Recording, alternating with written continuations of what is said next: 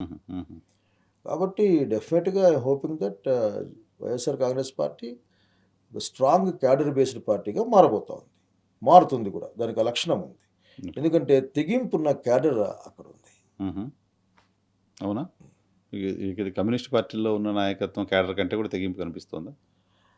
Sir నేను ఈ మాట కంపారిజన్ కాకపోయినా కంపారిజన్ కరెక్ట్ కాదు గానీ, హ్మ్. నేను కంపేర్ చేయదలుచుకోలే. కానీ మీకనిపించదు ఏంటి అసలు జగన్‌మోహన్ రెడ్డి పోతే ఇంత జనాలు ఏంది హ్మ్. ఆఖరికి పరిగెత్తుంటారు, ఎందుకు సార్ బయటలో ఏముంటది ఆయన పోతుంటారు పెద్ద అసలకి. అద్భుతమైన స్పీకర్ కాదు నాకు తెలిసి జగన్మోహన్ రెడ్డి అద్భుతమైన స్పీకర్ కాదు. జస్ట్ నేనెందుకు జగన్‌మోహన్ రెడ్డి గారు ఎందుకు ఓడిపోయారో నాకు అసలకి అర్థం కాదు. దగ్గరికి పోయే కొద్దీ నాకు అర్థం కాదు సార్. హ్మ్. ఎందుకంటే ఎక్కడికి పోయినా వేల మంది. హ్మ్. అసలకి గుండెలు బాదుకునేవాడు, చూసి ఏడ్చేవాడు, నవ్వేవాడు. ఆఖరికి ఒకే ఒక అంటే వార్ క్రై లాగా జై జగన్ హ్మ్. అని ఒక వార్ క్రై. హ్మ్. హ్మ్.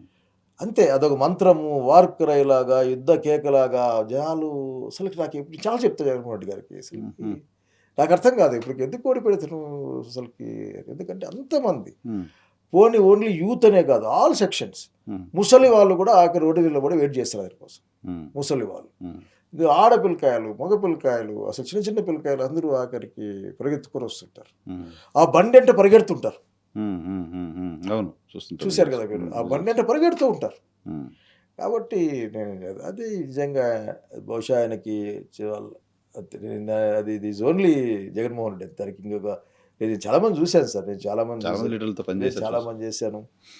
సో, రాజశేఖర్ గారితో పనిచేశాను. కానీ హ్మ్. ఇటువంటి ఒక అభిమానం అది దానికి అవధులు లేవు. హ్మ్. హ్మ్. హ్మ్. దానికి ఏజ్ లేదు. ప్రాంతం లేదు. హ్మ్. ఇంగా మొన్నెవరో అడిగారు. మీరు మొబిలైజ్ చేస్తారంట కదా! యాడ పడితే ఆటని. హ్మ్. రాష్ట్రంలో ఏ మూలకైనా ఒక 1,00,000 మందిని మొబిలైజ్ చేసే శక్తున్న నాయకుడు ఉన్నాడంటే ఏమనుకుంటున్నారు చివరట గాని? హ్మ్. అంతే కదా! అది కూడా స్ట్రెంతే కదా! ఏమనుకుంటున్నారు? అంటే ఏ మూలకైనా ఒక 1,00,000 మందిని మొబిలైజ్ చేయగలడు హ్మ్. తన హ్మ్. పేరు. హ్మ్. అనుకుంటే కనుక మొబిలైజేషన్ లేదు ఏం లేదు ఈవెన్ సార్. హైదరాబాద్‌లో కూడా మొబిలైజేషన్ అనేది కదా! వచ్చిన ఏం విమర్శ. లేదు సార్. నేను చూసాను సార్. హ్మ్. నేను దగ్గరికెళ్ళాను. దగ్గరికి పోలేకపోయాను నేను. హైదరాబాద్‌లో. హైదరాబాద్‌లో హ్మ్. అది ఎయిర్‌పోర్ట్‌కెళ్ళా. హ్మ్. ఆ పిల్లకాయల ధాటికి మనం తట్టుకోలేము సార్. మనకి ఆల్రెడీ మనకి మధ్యలో ఒక జనరేషన్ వచ్చేసింది. హ్మ్. మొత్తం ఉద్యోగస్తులు, హ్మ్. ఐటీ బ్యాచ్ వచ్చింది. హ్మ్. కంప్యూటర్లు ఉన్నాయి వాళ్ళ బ్యాగుల్లో. హ్మ్.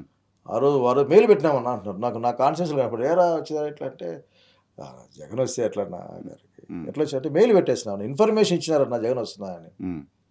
అంతే పాసింగ్ ఇన్ఫర్మేషనే. హ్మ్. ఇంక హ్మ్. దాంట్లో ఇంకేంది లేదు. హ్మ్.